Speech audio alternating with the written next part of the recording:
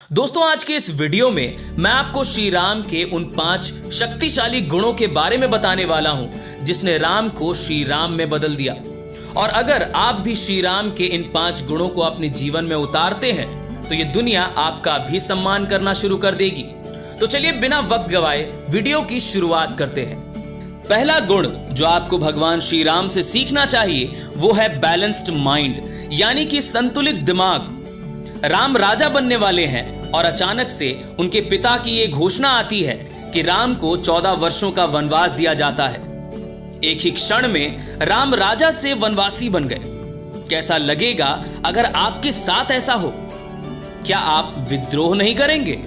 पर राम ने एक शब्द भी नहीं कहा और पिता की आज्ञा मानकर वो खुशी खुशी वनवास चले गए। और ऐसा वही कर सकता है जिसका मन संतुलित हो और जिसके पास एक बैलेंस्ड माइंड हो। दूसरा गुण जो आपको भगवान श्री राम से सीखना चाहिए वो है बी ग्रेटफुल, यानी कि उपकार मानना। राम की कोई मदद कर दे और वो उसका उपकार ना माने, ऐसा कभी हो ही नहीं सकता। लंका में सीता की खोज करने के बाद जब हनुमान राम से मिलते हैं और सीता के बारे में बताते हैं तो सीता के बारे में सुनकर राम की आंखों में आंसू आ जाते हैं और राम हनुमान को गले लगाकर कहते हैं, सुन कपितो ही समान उपकारी, नई कोई सुर नर मनु तनुधारी। हनुमान, आज इस पूरे ब्रह्मांड में तुम जैसा कोई भी उपकारी नहीं है। प्रति उपकार करो का तोरा, सन्मुख होई न सकत मन मोरा। हनुमान, तुम्हारे उपकार का बदला मैं कैसे चुकाऊं? मैं तो तुम्हारे सामने खड़ा भी नहीं हो पा रहा। यही नहीं, समुद्र पर पुल बनाने के दौरान एक छोटी सी गिलहरी अपने आप को पानी में गीला कर रेत में खुद को लिपटाकर रेत को उस पुल के गड्ढों में भर रही थी। अचानक से श्री राम की नजरें उस गिलहरी पर पड़ती हैं तो राम कृतज्ञता से भर जाते हैं और उस गिलहरी को अपने हाथों में उठाकर उसकी पीठ सहलाकर उसका धन्यवाद करते हैं। ये बात हमें सिखाती है कि चाहे मदद छोटी हो या बड़ी, हमें हमेशा उसके प्रति कृतज्ञ होना चाहिए और ग्रेटफुल होना चाहिए। तीसरा गुण जो हमें भगवान श्री राम सिखाते हैं वो है धर्म योगी बनना।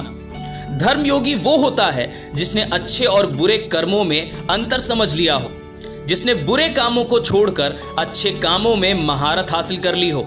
और श्री राम पूर्ण तरीके से धर्म योगी थे।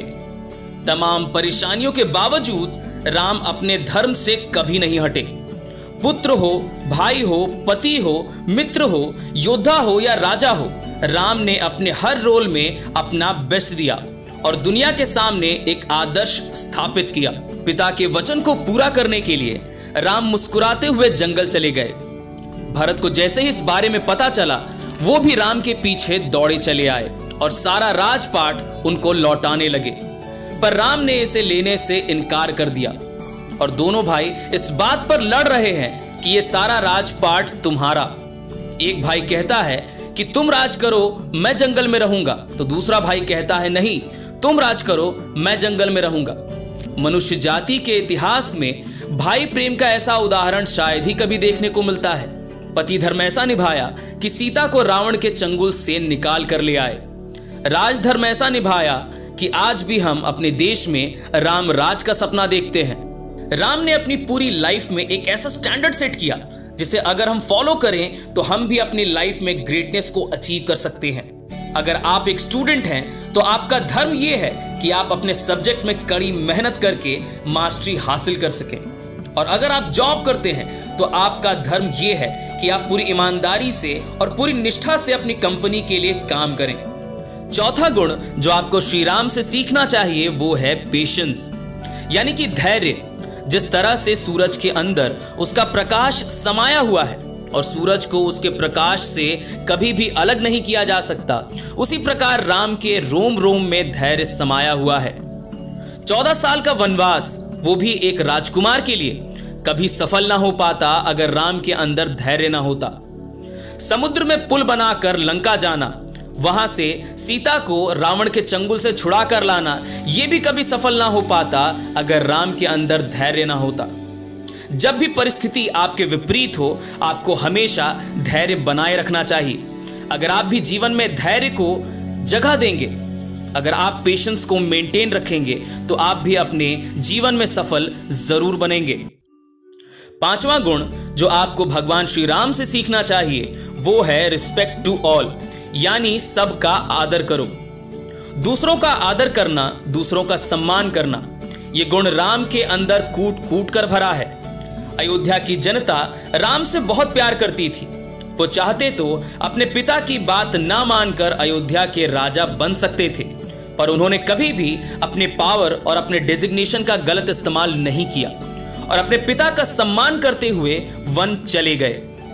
भरत कैकेयी से नाराज हो गए थे, पर राम ने कैकेयी को वही आदर और वही सम्मान दिया। शबरी के हाथों उनके जूठे बेर खाकर उन्होंने न सिर्फ शबरी का सम्मान किया, बल्कि पूरे आदिवासी समाज का भी सम्मान किया।